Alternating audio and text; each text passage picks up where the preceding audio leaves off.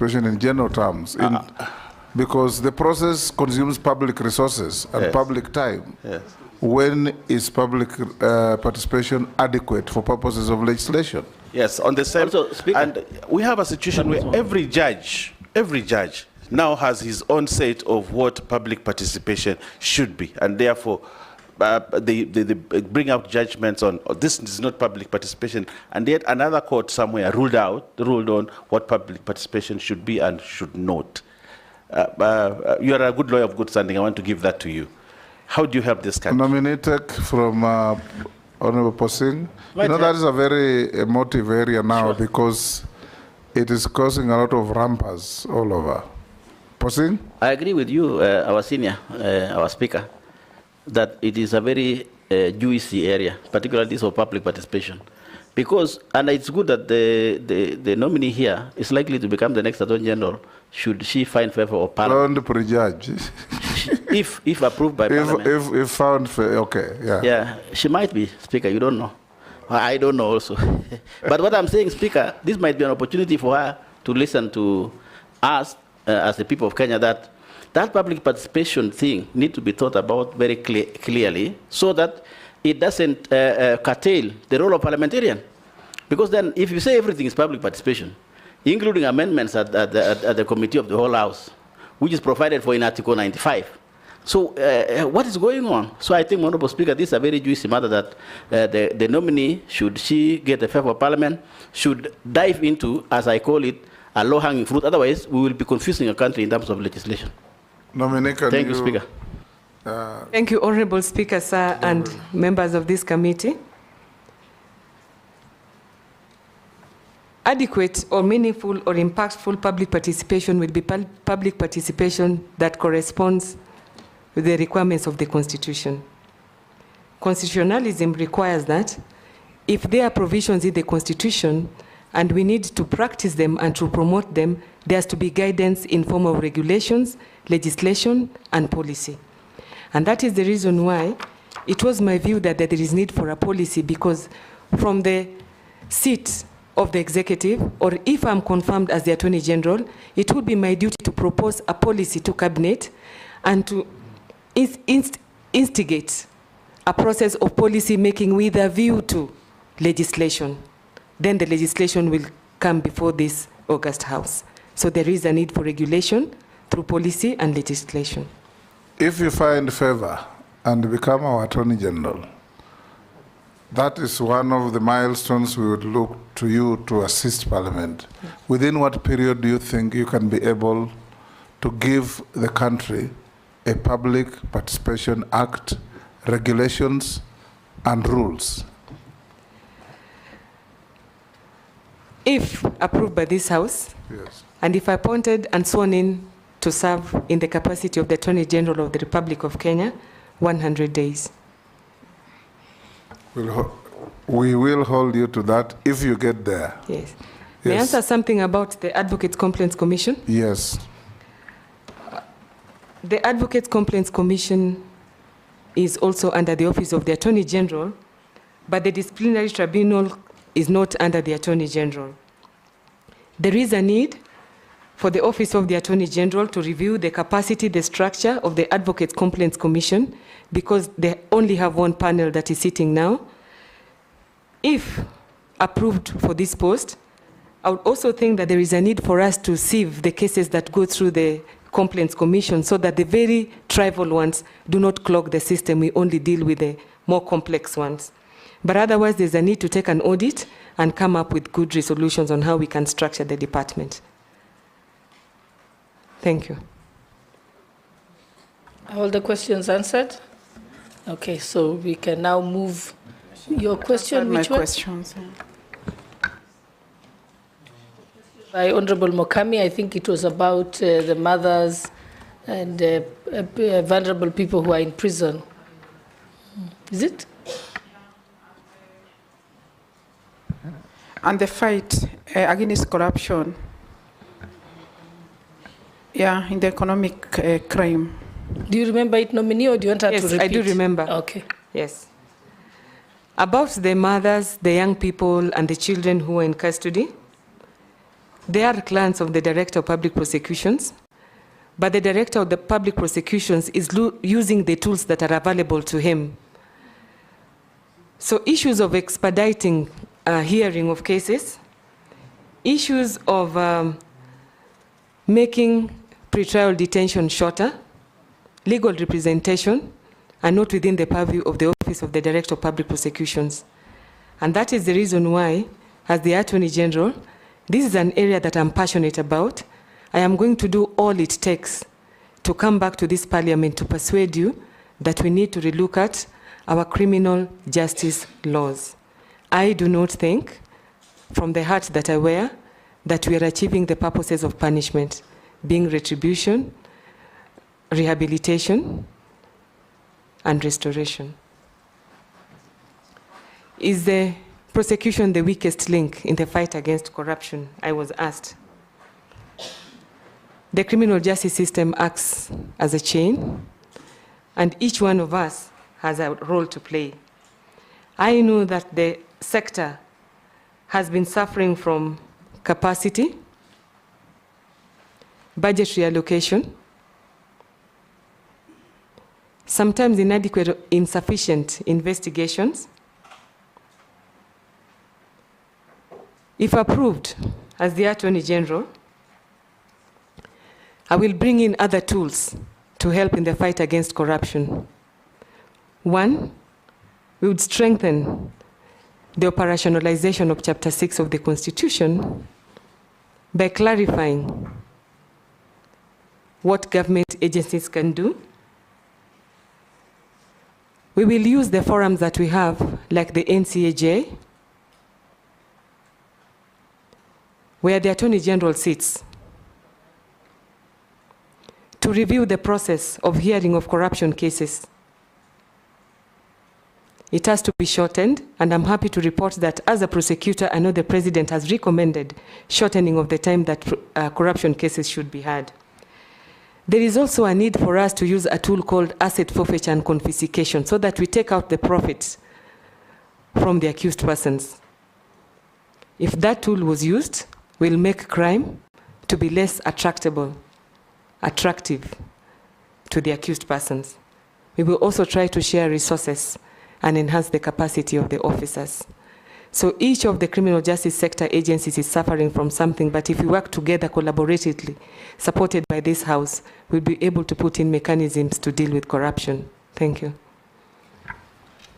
Yes, Honorable Mishi, Honorable Raso, and Honorable Mule in that order. Yeah, thank you, Honorable Chairman. Honorable Chairman, before my question, I also want to add what our nominee has just said, that it is one of the areas where if approved, she's going to put some reforms on the issue of presidential pardon. Because what we have been seeing, it is done politically.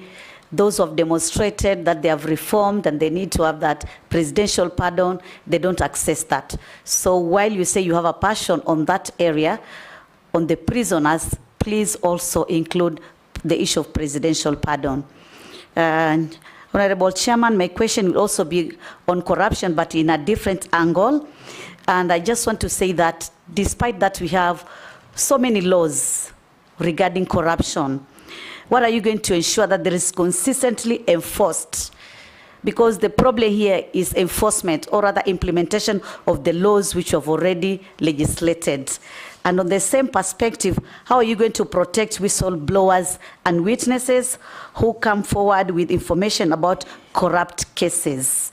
On the same breath, one of the areas which we have found, there is a lot of corruption and wastages, it is on public procurement. So how are you going to ensure that you protect public funds, you also ensure there is transparency, there is accountability, so that at least the issue of austerity measure can be achieved? I thank you, Chairman. Thank you, Honorable Mishi. Raso? Honorable Raso? Thank you, Honorable Speaker. Madam Senior Counsel, you rightly said justice is expensive. And indeed, it is in our country. Our courts or our judiciary borrows heavily from other jurisdictions. When you look at America, they have the People's Court, trial by jury. These are many areas that actually make it that the citizenry are able to access justice speedily. If you are confirmed, would you find it favorable to have battery of lawyers in the state law office, that Kenyans actually could go to the state law office and get counsels or advocates who can represent them in court in actually at a fee, where many Kenyans are able to access justice. Secondly, it is in the area of court reforms. If you look currently, there are many emerging issues: cyber crimes, cryptocurrency crime, bullying on the internet. There are many things that today is facing the world, and Kenyans are not exceptional to that. If you are confirmed by the House, would you find it favorable to actually have new courts that address these frontiers? These are teething issues to the Kenyan. And finally, what is your opinion on alternative dispute resolution? Thank you, Honorable Speaker. Stephen Mule. Thank you, Speaker. Thank you, nominee. The Office of Public Trustee operates within the organizational framework of the Division of the Administrator General in the Office of the Attorney General and the Department of Justice. Despite this, the public has limited access and knowledge of the public trustee services. What initiative are you going to put in place to communicate to the public to offer services from this office? And you know very well, the President has been on record saying that there has been very poor communication on what government is doing, it can do to the public. I want to hear your views. Nominee, you can answer those three. Presidential pardon. Honorable Speaker, sir, and honorable members. I was privileged to chair, on behalf of the Attorney General, presidential pardons for about 10 years before the Power of Mercy Committee. I can assure you, honorable speakers and honorable members, when I chaired on behalf of the Attorney General, we did what was required under the law. The Power of Mercy Committee falls under the Office of the Attorney General. I would expect that the Power of Mercy Committee acts in accordance with public interest, good governance, and in the interest of administration of justice. From the information given today, if confirmed or if approved, that is one of the areas that we'll relook at on what legislation or how they dispense their mandate. The issue of corruption, Honorable Speaker and honorable members,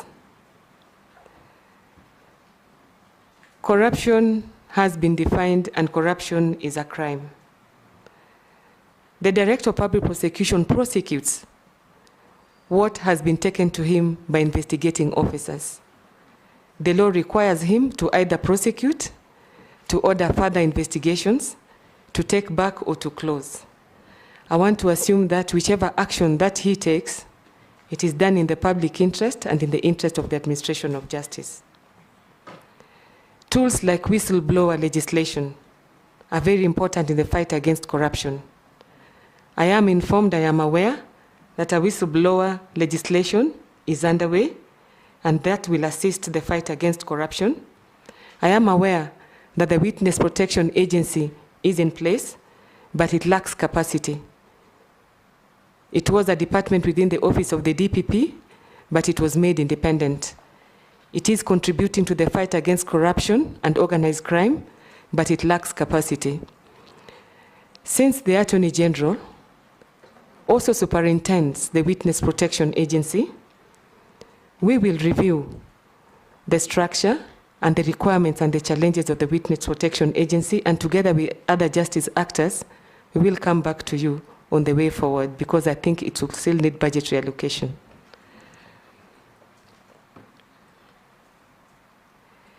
Justice is expensive, and we need court reforms because of emerging issues. Honorable Speaker, and honorable members, we have emerging issues in criminal law and civil law, political and economic laws. However, issues like cryptocurrency have not yet been legislated or regulated. As we speak today, I am assisting a neighboring country to come up with regulations on virtual assets and virtual asset providers, which include cryptocurrency. I hope that, if approved or confirmed to my position, I will use my expertise to recommend to government that we need regulations and laws in the new emerging areas. But we also must encourage alternative dispute resolution because it's provided for under the Constitution. They, to some extent, produce quality justice where courts is not involved and where the parties agree to go to alternative dispute resolution. And that is the reason why when it comes to criminal law, I was also speaking about alternatives to prosecutions that can be embraced, including diversion, deferred prosecution agreements, alternatives to trial, let's say plea bargaining, but in a way that it satisfies the administration of justice and public interest. Thank you. About public trustee, I had spoken about public trustee, but it is one of the services that, if confirmed as the Attorney General, as a quick win, we will make sure that it is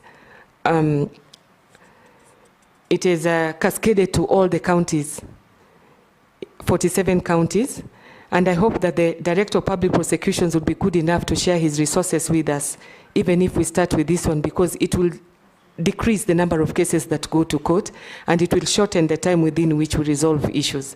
I also know that the public trustee is supposed to help mediation in inheritance matters, but since they are not on the ground, they cannot do that. So it is a very, very important service that should go to the people. Thank you so much, sir. Thank you, Mr. Speaker. I want to follow up on what Honorable Rahab talked about women. And there is something I was bringing, but it was declared unconstitutional. A penal code. Would you consider, because she has talked about women in jails, and women go with young children to prison, would you consider bringing legislation to remove the children from the prison, the under fives? How would you take it? So that we do not have women who are serving sentence with children under 5 in the prisons. Chair, part of my question has not been answered. Which one? This is about the wastages on public procurement. And Chairman, I've asked this question because I'm putting a reference on what happened during the COVID-19 period, whereby we lost a lot of billions of money in terms of purchasing of masks. And I don't know whether how, as an AG, you're going to be advising the government in terms of public procurement. So I've not had any answers from her. Thank you, Honorable Speaker. Senior Counsel, my follow-up question, which you did not really answer, is the issue of legal aid. To have battery of lawyers in the state law office so that many Kenyans can access justice, so that lawyers are affordable and individuals can approach any court. It doesn't matter who they are in society. Thank you, Honorable Speaker. Speaker, there's someone who has asked me to ask this question, and I think it's a fundamental one. Nominee, under the Office of the Attorney General Act, Section 15, the Solicitor General shall assist the Attorney General in the performance of the duties of the Attorney General, and it prescribes how. What do you think if the executive or the president overrides you or works directly to get advice from the Solicitor General and not from you if you are approved by this committee and the National Assembly. About women in prison. Honorable Speakers and honorable members, I know that women sometimes are detained in prisons and they have children. And I talked about the conditions of detention of vulnerable people within the criminal justice sector. It is not only women, but if you go to police stations and prisons, you'll hardly see detention facilities for children, for women, for men, demarcated, even for the disabled. So there is a need to relook at the whole criminal justice sector and the conditions of detention so that we can dignify people who go through them. Wastages of public, under public procurement. Honorable Speaker, sir, and members, public procurement is one area that gives birth to many cases of corruption. There is a need to ascertain that all MDAs and government institutions adhere to the requirements of Public Procurement Act, and it is the responsibility of the Attorney General to advise them on how to adhere to the requirements of the legislations. So it would be my duty to advise the MDAs and government agencies on what is required of them, should we find that the legislation is not adequate. For example, I know that under the Public Procurement Act, Section 134, contracts of above 5 billion are the ones that are approved by the Attorney General. The rest are done by the MDAs, but sometimes they end up to be the ones that have been more impactful negatively. So there will be a need to look at the whole of that regime and see how effective we can be. About the SG, I think if I'm confirmed as the Attorney General of the Republic of Kenya, I take the view that the Attorney General is the head of the functions that are prescribed under the Constitution. The structure and how the Attorney General's office will work will depend on how a particular Attorney General structures. Because if you are an assistant, you are an assistant, everything goes by, with, and on the signature of the holder of the office. So it will depend on the structure. But if the functions are given to you by legislation, then you are answerable to them. So I think it will depend on personalities, not really, but the law as provided under the Constitution and legislation and regulation, and again on the structure and how the two offices work practically. Yes, thank you. Do you think the law should be amended? Nominee, yes, Mary? Important concern. Honorable Speaker, through you, nominee, there's a lot of wastage of resources through litigation, MDAs taking each other to court, departments in one institution taking each other to court, and government ends up losing a lot of money.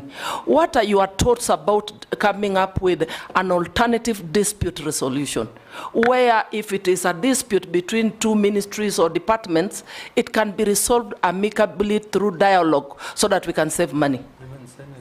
Or like a case in point, Senate and National Assembly. Thank you. Yes, nominee. I totally agree that the first point of call should be alternative dispute resolution. Thank you. Yeah, now we're approaching the end, nominee. There's immense interest from the public in this process.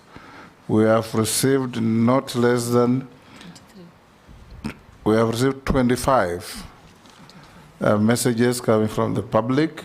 Some overlap, some you have talked to, some you have answered, and some are identical. So they have asked the Deputy Speaker to sieve out a few and put them to you before I come to one or two things. Deputy Speaker. Okay. Honorable Speaker, I think, as you said, there's 25 questions, and when I went through them, a lot of them have already been covered by the nominee through the questions by the honourable members, but there are just two that stand out that haven't been answered. Three, actually, haven't been answered yet. One is it says that Kenya's legal framework still includes outdated laws that are inconsistent with the 2010 Constitution. As Attorney General, what's your plan for reviewing and updating these laws?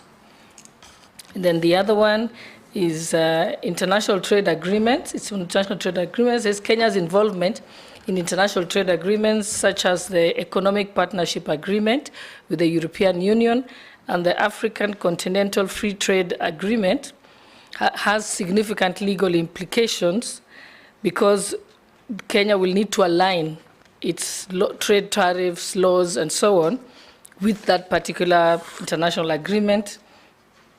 How will you advise the government on how to go about aligning with this agreement and at the same time protecting Kenya's local industries? The third one was addressed to me by a gentleman called Elvis, who's from Uasin Gishu County, who is currently in a jail in Indonesia, has served a sentence for 10 years and has received parole, and therefore he's supposed to be released. But unfortunately, there's an agreement that's supposed to be between Kenya and Indonesia in order to be able to have him released. Apparently, Kenya hasn't signed that agreement. I have personally actually gone to the Githu Muigai as Attorney General, Kihara Kariuki as Attorney General, and even recently the current Attorney General. So he's just told me he probably is in luck if we have a woman. Maybe a woman will make a difference and help him get out of jail. And the other one is the issue about Kenya School of Law. You've already answered it, but the person has just added the question different from what the others have asked, saying that Kenya School of Law previously, as designed, used to be for students who had foreign law degrees and needed to customize their learning, like to learn civil procedure of Kenya, criminal procedure of Kenya. But today, all students, foreign and local, go to the Kenya School of Law. So they study civil procedure at degree level in the university for a whole year. Then they are re-examined again at Kenya School of Law. They study civil procedure for 3 months and are examined, and then they fail. Yet they had passed it at degree level, and now they're being told they're failed at diploma level. And they think that it's just now a money-making scheme by those people who run the Kenya School of Law. So some are questions, some are statements, but you can comment on them so that the public knows that you're with them. Thank you. The first one was that the Kenya legal framework, many laws are obsolete. It is true. I serve as a commissioner at Kenya Law Reform Commission, and the Kenya Law Reform Commission is going to fall under the Attorney General. There is an initiative now of checking all the obsolete laws and the ones that are not responsive to the Constitution. We will enhance that initiative. If I take the example of criminal laws, we still have laws like drunk and disorderly, loitering, and in Mombasa there's one called Maineo. We should not be crimes at all. So there is an initiative by the Law Reform Commission because mostly they take in the young people and the vulnerable. And these are not laws that should not be... We still have also a law called rogues and vagabonds. That is correct. And when a policeman takes you to court, the only evidence that you didn't have money. And Honorable Speaker, sir, these laws were made during colonial periods because they were supposed to curtail the movement of Africans. But they have found their way to this era. We have to relook at those laws. And it is my view, and it is our view as the Office of the Director of Public Prosecutions, that there are many laws that we should decriminalize. So the Kenya Law Reform Commission is working on it. And as if confirmed as the Attorney General, I will put that as an initiative. About the trade agreements, I'm not seized of the matter, so I'll not be able to know or juxtapose the facts and the law to know where the challenge is. The person who's been in custody for 10 years, unfortunately, Honorable Speaker, sir, I'm the one who spearheaded the Transfer of Prisoners Act, and I know the requirements under the Act. So we have the Act, but we are required to have bilateral agreements with the country before we can enforce. So I think that is what is missing and should be relooked into. Issues of Kenya School of Law are spoken to. I think it is a very volatile issue. And some of these issues being brought forward were covered by the 2 reports I've talked about, and they are part of the 2 legislations that are pending before Parliament, and I've said I'll make it a priority if confirmed. I remember. Thank you. Yes. Just a clarification. When she was doing her introduction and her performance in the offices, I had her talk about touting. They said touting as a charge. Did she mean to say that... touting, you mean? Touting. Yes. Did she mean to say that the office of the ODPP has suggested that touting should not be charged? Or I thought I had, maybe just a clarification. Honorable Speakers and honorable members, when a prosecutor is making a decision to charge, apart from sufficiency of evidence, apart from passing the public interest test, and apart from knowing that there is a reasonable prospect of conviction, we are supposed to consider whether the punishment is meaningful, whether it is serving the administration of justice. Touting is an unmoved crime, where you just make noise at a bus stop. We fill our jails with these people. We think that there is a mechanism because the Matatu started having circles. So the Director of Public Prosecutions directed that we could divert those cases to circles to deal with. And I think the Director of Public Prosecutions is allowed under the law to divert cases that should not go through the system. And I repeat again that not all cases where there is evidence, there should be prosecution. That is correct. Now, nominee, let me start from there. In the old days, local authorities that have been succeeded by county governments used to have local codes for dealing with minor things like nuisance, licensing, and so on. And many of them used to help generate revenue, but also did not carry custodial penalties at every level. To decongest the clog of work at the ODPP, I know it's an independent office, but you are the principal legal advisor to the entire government. Would you consider looking at the possibility of decongesting the mainstream courts and the ODPP by giving some limited role of counties to deal with cases of licensing, nuisance, what the touts you are talking about, the most you can charge them is public nuisance, and all those that can be dealt with without attracting custodial penalties. Secondly, the point raised by Russell, I have been advised, and I believe it to be true, that in our neighbor, Tanzania, the Office of the Attorney General is a big law firm. You advise the government, but you also assist the people, especially in cases where citizens are engaged in a legal tussle without involving the state. So the Attorney General's office will have no dog in that fight. Would you consider a situation where you revamp the Office of the Attorney General, have branches in counties, and assist wananchi who have issues against each other? Somebody comes to the AG's office, some Bwenyenye somewhere is dispossessing them of their land, and your lawyers help to defend them at nominal fees, instead of leaving them to the vagaries of very expensive legal practitioners and so on and so forth. Thirdly, the Office of Public Trustee that Mule talked about is a very important office. When we talk about the Attorney General, you can see we have concentrated on prosecutions and all those other things.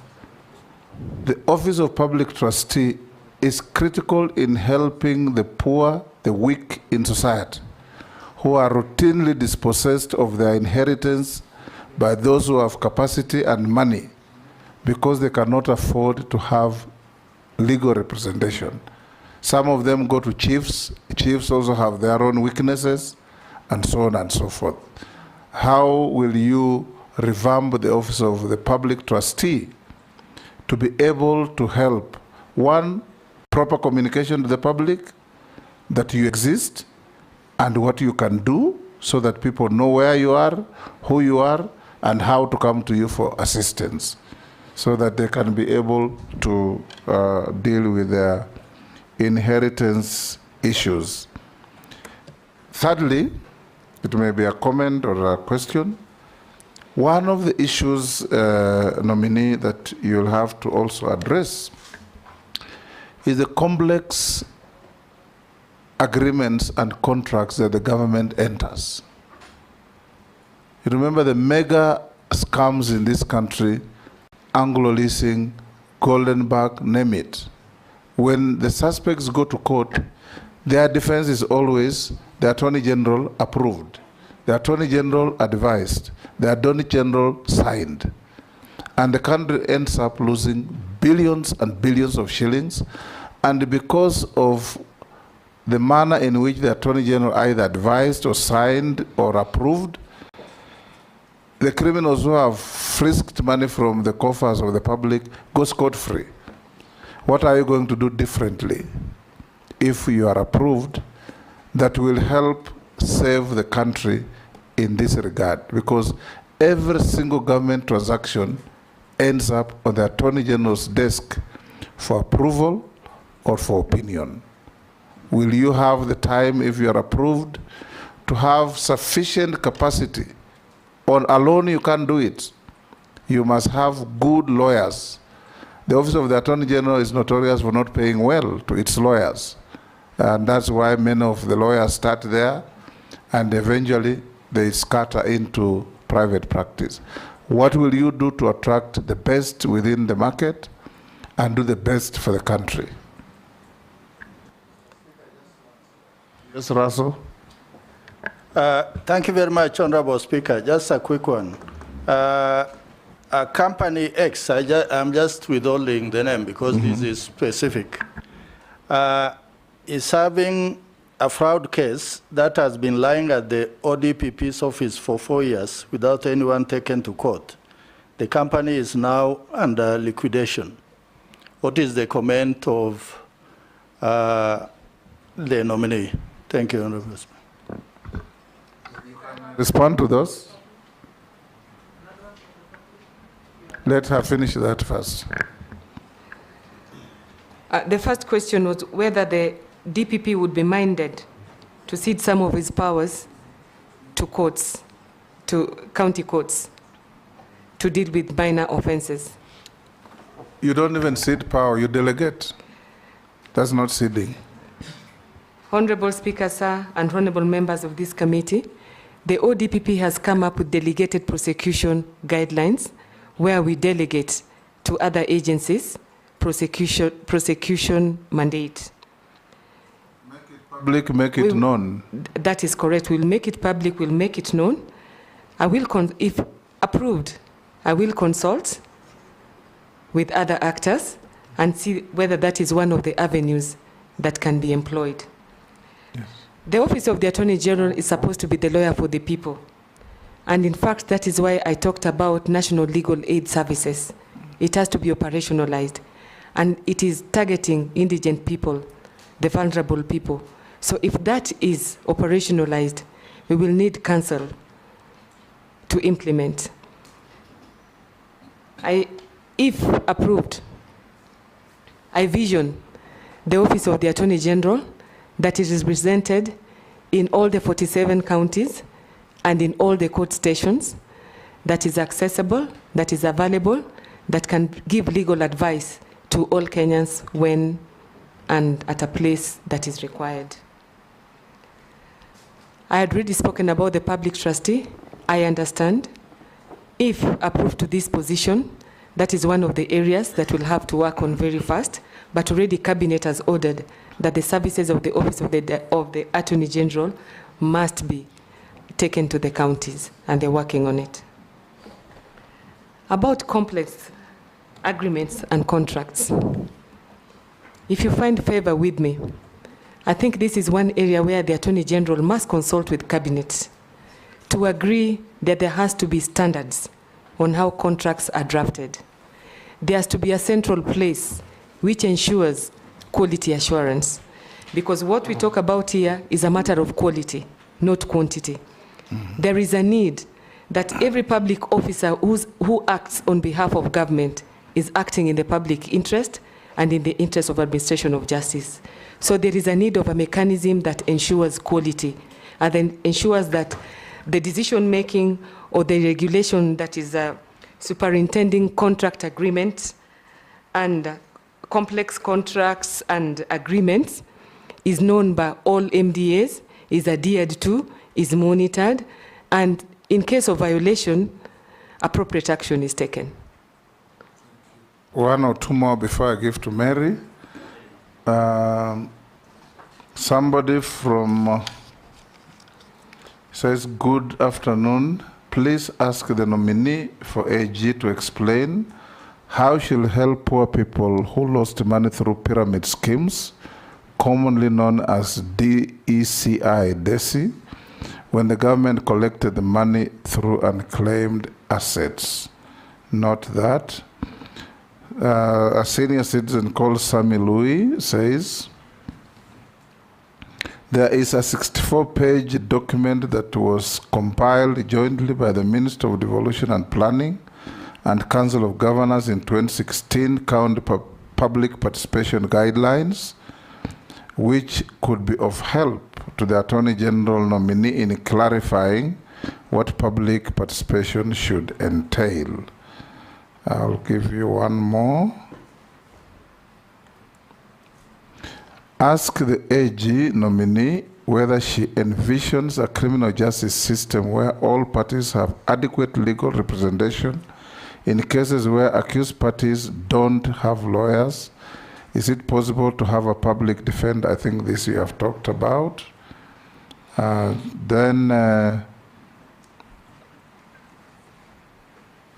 Ask the AG nominee if she has plans of having Kenya Sign Language interpreters at the state law office to serve the deaf. And lastly,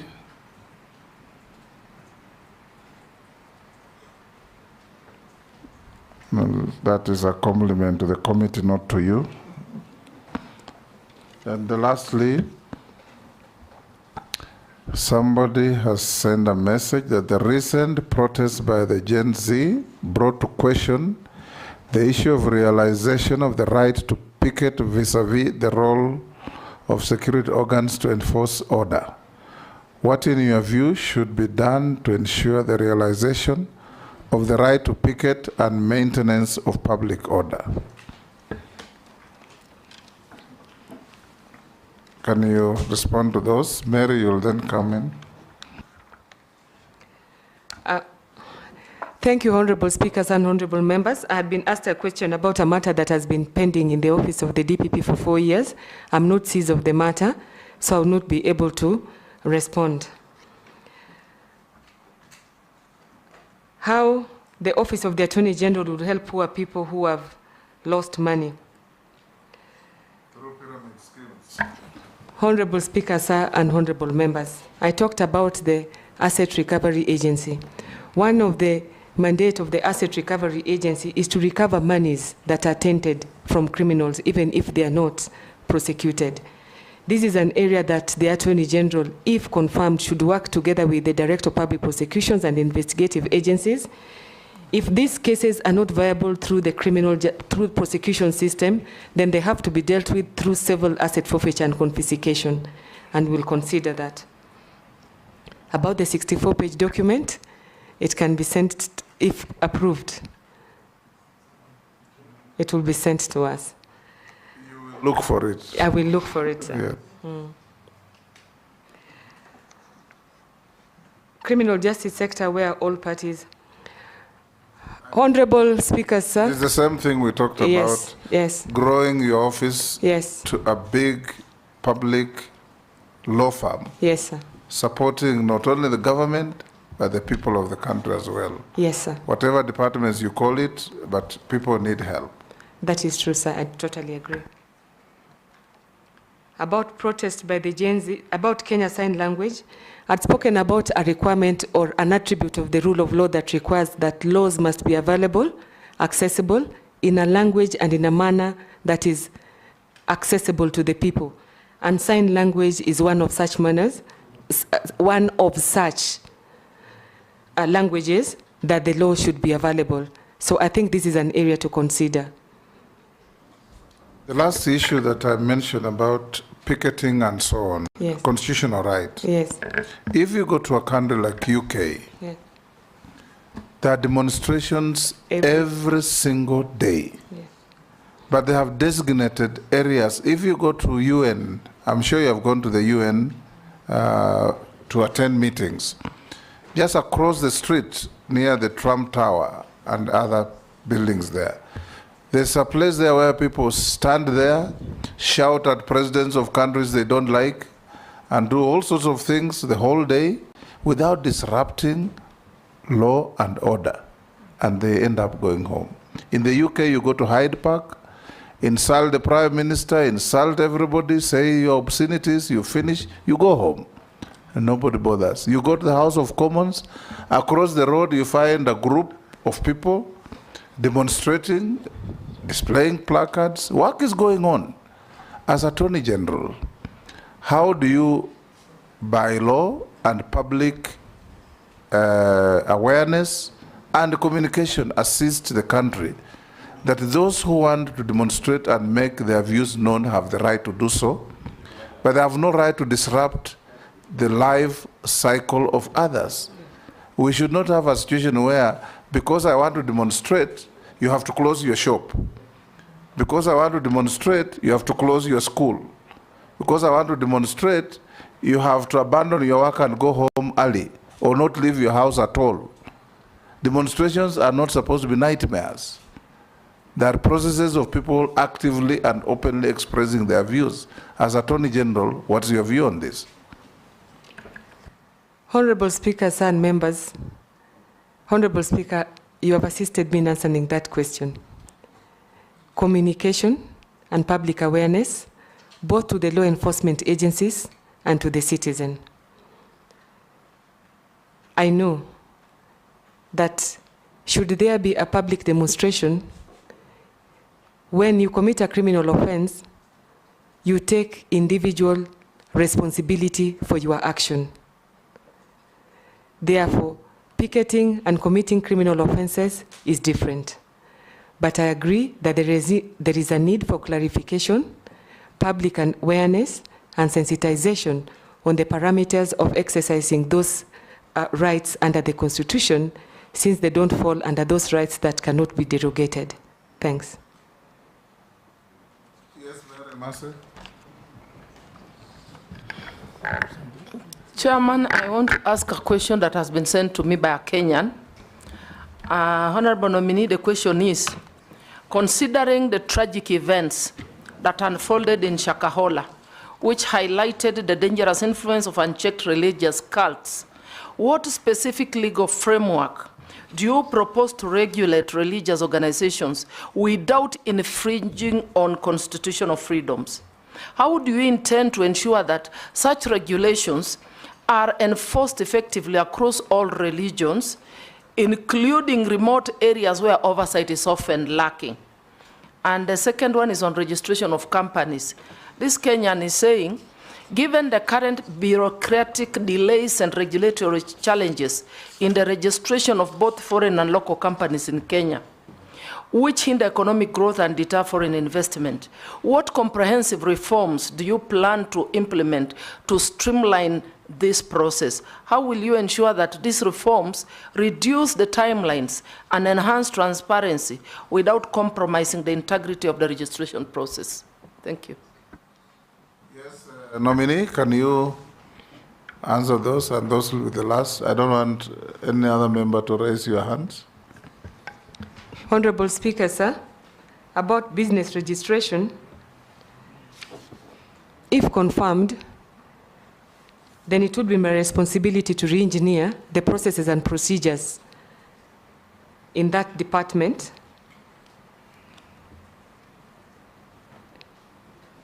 to make sure that it provides timely, efficient services to the public. Appearing before you today, I'm not seized with the challenges that they face, so I'm not able to say exactly how I will respond, but it will be one of the things that we shall review and look at wholly. The other question was on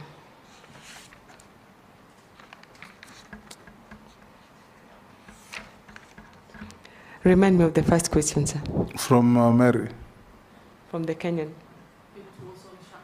Shakahola and the regulation of release. Yeah. Honorable Speaker, sir, and honorable members of this committee, I am aware, like any other Kenyans, that there was a task force and they have presented their report to the President.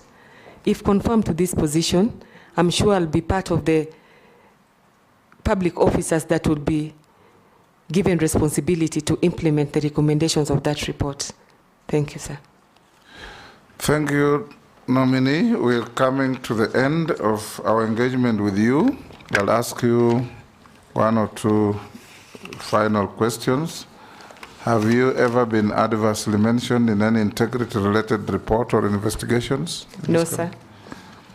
Do you hold any leadership position in any political party within Kenya? No, sir. Do you hold citizenship of any other country other than Kenya? No, sir. What is your net worth in terms of personal fortune? Honorable Speaker, sir, my family net worth, because since my late husband died, we have not distributed amongst my children. So the total family worth is 85 million. 85 million. Made of? I have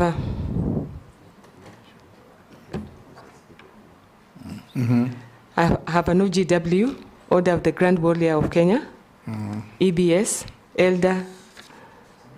What is the 85 million is made of?